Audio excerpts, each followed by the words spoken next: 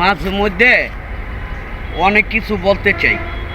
জাহাঙ্গীরের ভাই আলমগীর বিদেশ গেছে 2 বছর হয়, আর 2 বছরের মধ্যে টাকা পাঠাইছে মাত্র 3.5 লাখ। এর বলে যাইতে খরচ হয়েছে 4.5 লক্ষ টাকা। তো এইভাবে তো একটা মানুষ চলতে পারে না।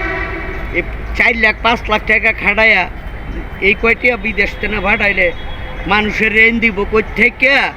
আর মানুষের তেনে যে বিভিন্ন জায়গাতে লাভে সুদে টাকা লইছে, এই সুদ চালাইব কি দিয়া? দেশটা তো এখন সুদের রূপে চলতেছে। তাই বলছিলাম কি, যারাই বিদেশ যান আগে চিন্তা করবেন যাওয়ার আগে যে আমি যে রেন করে আইলাম, এনতে হেনতে সুদে টাকা নিলাম, এই টাকা মানুষরে সুদ করার পরে আমি বাংলাদেশে ব্যাক করুন। এখন যেই টাকা কামাইয়া ফাটাইছে 2 বছরে, এই টাকা কি মানুষেরই দিব নাকি হ্যার কোনো লাভ লস? আমি বুঝলাম না বিষয়টা। বিষয়টা হলো দালাল ওই গাইয়া লাইছে টিয়া পয়সা যা ওই ফাটাইছে দালাল রে বলে কি এর আবার 1,25,000 টাকা বাকি রাখছে।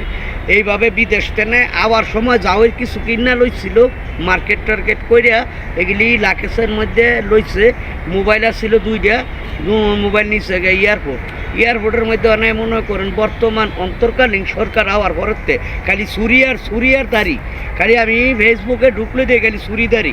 তো চুরিদারি যদি হয় তো বিদেশ গিয়ে কী করবো মানুষ কন?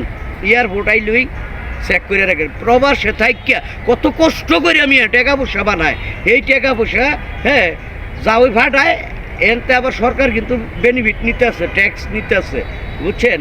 রেভিডেন্সের 20 টাকা নিতে আছে। তো এইভাবে দেশ চললে ভাই দেশ ধ্বংস হয়ে যাবো গা। আমার অনেক মুন্ডার ভিতরে খুব কষ্ট লাগতেছে। হ্যাঁ, আবার আজকে সকালে দেখলাম তালা তোলা ভাঙ্গা আরেকজনের লাকেজ খুললা সব নিচে গে চুরি করিয়া।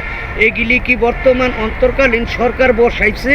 সব এয়ারপোর্ট যারা আইব বিদেশ থেকে কষ্ট করে কামাইয়া প্রবাসের তেনে এগো টাকা পয়সা সব রাখিয়া দিবে, ডলার মলার US ডলার রিঙ্কিত মিঙ্কিত সব রাখিয়া দিবে, বুঝো? এগুলি কোনো মানুষের কাজ না।